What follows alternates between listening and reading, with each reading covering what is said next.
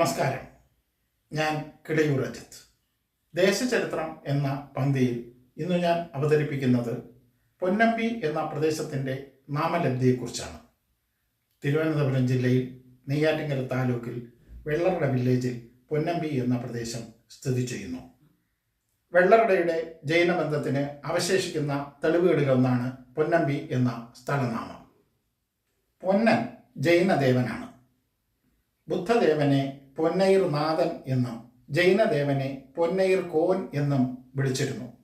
അതായത് രണ്ട് മതങ്ങളിലും പൊന്നാൻ എന്ന പേരിൽ ദേവന്മാരുണ്ടായിരുന്നു.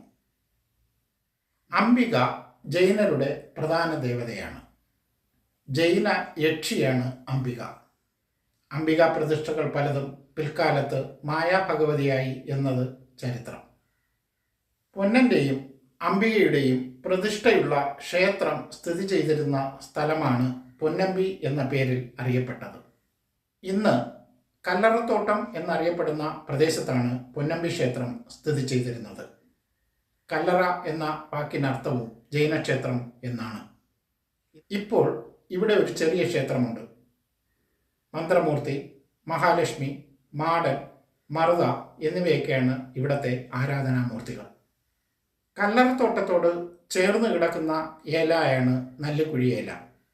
ഇന്ന് ഈ ഏല പൂർണ്ണമായി കരയായി മാറിയിരിക്കുന്നു. നല്ലറക്കുഴി ഏലായാണ് നല്ലിക്കുഴി ഏലായായി മാറിയത്. നല്ലറ എന്നാൽ ഒന്നാം ക്ഷേത്രം എന്നർത്ഥം. നല്ല് എന്ന വാക്കിന് സംഘകാലത്ത് ഒന്ന് എന്ന് അർത്ഥമുണ്ടായിരുന്നു. ഒന്നാം ക്ഷേത്രത്തോട് ചേർന്ന് കിടക്കുന്ന ഏലയാണ് നല്ലറക്കുഴി.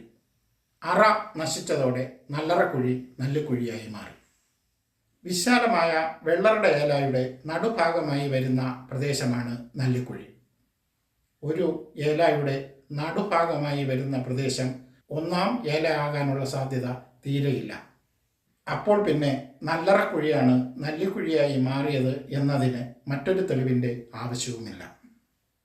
ചാരംകുഴി ജൈന സങ്കേതത്തിലെ ഒന്നാം ക്ഷേത്രമാണ് പൊന്നമ്പി എന്ന് ഉറപ്പിക്കുന്നതും മറ്റൊന്നുകൊണ്ടല്ല. ചൂണ്ടിക്കൽ രണ്ടാം ക്ഷേത്രവും. മറ്റൊരു സ്ഥലനാമ വിശേഷവുമായി വീണ്ടും കാണാം. നന്ദി, നമസ്കാരം.